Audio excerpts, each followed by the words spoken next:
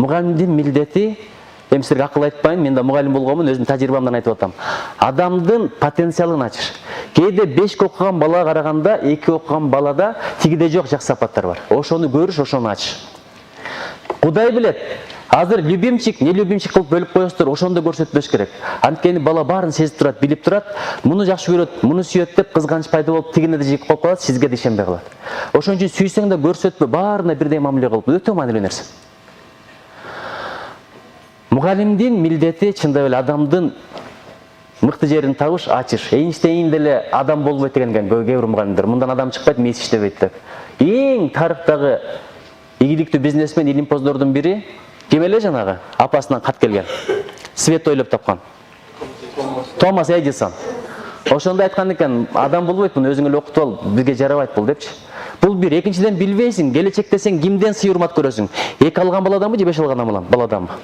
5 деп жүрүп адам өзүмчүл болуп калат, текебер болуп калат, кийин ошол текебердигин сага да көрсөтөт. Көрмөксөн болуп, билмексен болуп, кабар албай, учурашпай, бирөө 2 алган балаң ошондон сый урмат көрүшүң мүмкүн. Эжеге жеткизип коюн, кызматыңызды кылып коюн, батаңызды берип коюңуз, саламатсызбы деп. Ошон үчүн азыр бөлбөгүлө, ставка койбогула, Кудай таала билет. Кимден жакшылык көрөсүң, ким олия болот, ким алым болот, ким ийгиликтүү болот. Балким сен эң жакшы көргөн окуучуң, эң жаман көргөн окуучуңдун колундагы бир акыркы кызматкер болоттур.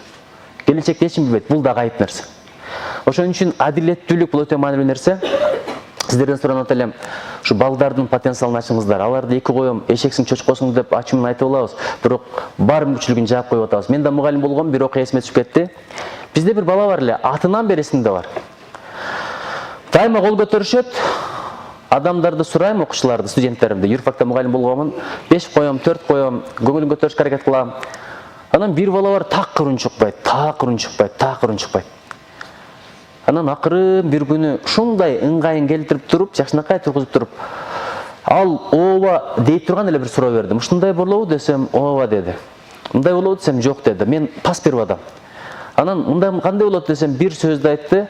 Акырын келип туруп журналды бир бааны койдум да ошо балага. Билесиздерби, жаап коюп, мугалим журналды алып чыгып кетет. Мен таштап кеттим ошол күнү. Сен апарып кой деп. Сен журнал таштап кеткенден кийинки студенттердин биринчи аракети эмне болот? Келет дагы өздөрүнүн бааларын көрөт. Атса эле баягы баланын тушунда 5 турат, элестетип көргүлө. Ооздору ачылып, анан кийинки сабакта ушундай кылып баягынын көңүлүн көтөрүп туруп, бирдеке сурасам, 2-3 сөздү айтты. 3-чү сабакта биринчи жолу кол көтөрдү. Андан кийинки ушу ар бир аракет кылган сайын 5ти кое бердим, 5тер тизилип калды. Өмүрүндө байкуш 5 көргөн эмес экен ал. Баягы 5ти көргөндө шалкасынан кетебиз деп барып, өңүмбү түшүмбү деп ушунчалык агаймага ишенип атат. Агай мен деле адам экенмин деген сезим келип, сабакты жакшы окуган, бир жерде барсам, ГРСте бир жакшы кызматта иштейт экен ошо бала. Ошон үчүн бул боюнча дагы бир окуя бар. Менин бир Нуркамил Абдуллаев деген досум бар, ошонун китебинде чыккан бул аңгемеси. Эшиктен кирет, ар бир класста байкасаңыздар бирден бала болот, ошону тандап алышат, ошону маскаралаш үчүн, мазакташ үчүн. Байкасаңыздар бүт класс ошону мазактайт, ошону маскаралайт. Ошонун үстүнөн күлүшөт, телпектейт, тебелешет, талпактай тапташат, ошондон рахат алышат. Бул баланын табияты ошондой, адамдын табияты ошондой.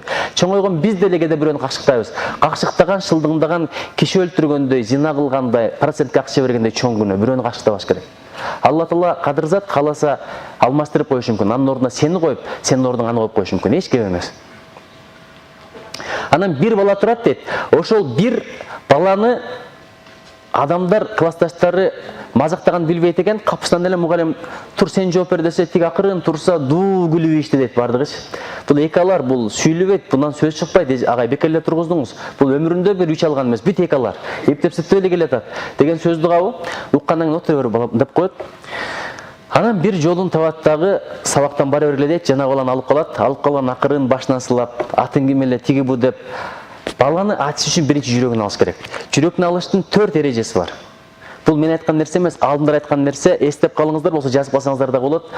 Биринчиси салам айт дейт. Балага салам айтсаңыз, ассаламу алейкум, кандайсың балам деп койсоң, балага димкедей сага болгон сүйүүсү күчөйт. Экинчиси белек бер дейт. Алда чөнтөгүндө бирдеке бар экен, конфет жейсиңби деп конфетти бериптир. Бул жагынан мен өзүм кичине кошумчалап койгонмун. Анан кийин ручка бериптир, калем бериптир. Анан башына сылап отуруп, 3-чү эрежеси бар. 3-чү эрежеси комплимент айтыш. Макташ туура эмес. Адамдын бетине мактасаң аны мойнун сындырган менен барабар. Анткени мактоого эч ким татыктуу эмес. Биз ар бирибиз билебиз. Бизди канчалык адамдар жакшы ойлобосун, өзүбүздүн кемчиликти өзүбүз билебиз. Анан жакшы жактарын айтып коюш бул жакшы нерсе. Комплимент деген ошо болот. Анан төртүнчү аркасынан тилек кылыш, дуа кылыш. Ошонун баардыгын сактаган го мугалими, менин оюмча. Анан айтат экен, экөөбүз бирдекени келишсек болобу, бирок сыр болсун дейт. Макул. Эч ким эчтеке айтпайсыңбы? Экөөбүз эле билебиз, макул. Анан бирдекени жазып берет, мынаны окучу дейт. Окугандан кийин дагы бир окусаң дейт. Оңой эле экен дейт. Эртеге ушуну жаттап кой, бирок эч кимге айтпа дейт.